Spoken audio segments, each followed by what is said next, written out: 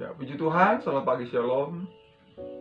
Hari ini saya ingin membacakan renungan harian dari renungan harian Air Hidup dengan tema latihan menuju pertumbuhan rohani.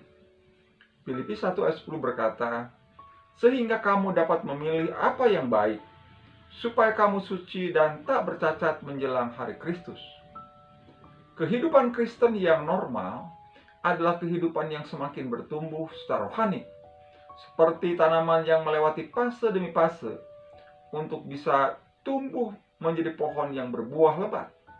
Mulai dari biji yang ditanam, bertunas, berakar, bertumbuh, dan berbuah atau menghasilkan panenan.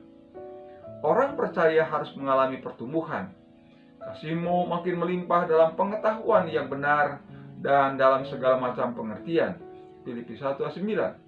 Hingga kita mencapai sasaran yang Tuhan kehendaki, yaitu menjadi umat yang suci dan tak bercacat menjelang kedatangan Kristus. Itu artinya kita tidak boleh tetap menjadi kanak-kanak dalam Tuhan atau kerdil rohani, melainkan terus bertumbuh di dalam Tuhan dan menjadi dewasa rohani. Kedewasaan rohani tidak terjadi secara instan, tapi membutuhkan proses dan latihan.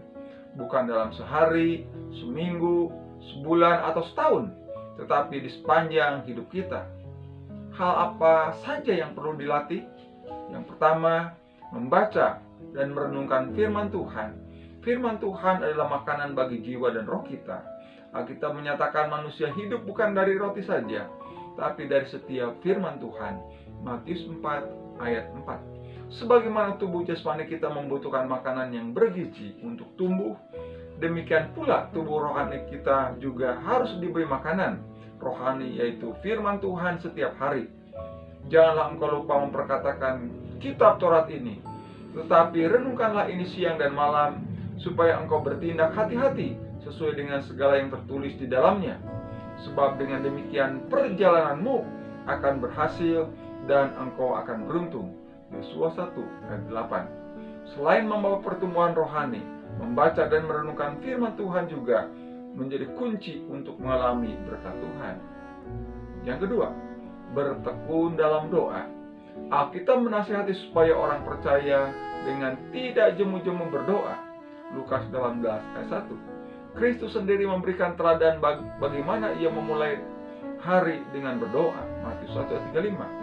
Berdoa berbicara tentang persekutuan dengan Tuhan yang harus dijaga baik-baik secara terus-menerus sehingga tidak terputus. Tinggal di dalam firman Tuhan dan membangun persekutuan yang karib dengan Tuhan adalah langkah menuju kepada kedewasaan rohani. Tinggal di dalam firman Tuhan dan membangun persekutuan yang karib dengan Tuhan adalah langkah menuju kepada kedewasaan rohani. Puji Tuhan. Gereja yang dewasa adalah gereja yang tahu bertumbuh. Ketika gereja memiliki hati yang selalu merindukan akan firman Tuhan setiap hari, hati yang merindukan kehadiran Allah lewat doa setiap hari, dia akan terbangun rohaninya. Bukan hanya kita ingin membangun secara jasmani kita, secara fisik, tapi mari secara rohani kita membangun rohani kita supaya betul-betul ketika Tuhan datang kita menjadi gereja yang sudah dewasa, yang siap menantikan kedatangan Engkau yang kedua kali. Tuhan memberkati kita. Mari kita bersyukur dalam doa. Terima kasih Tuhan buat pagi ini.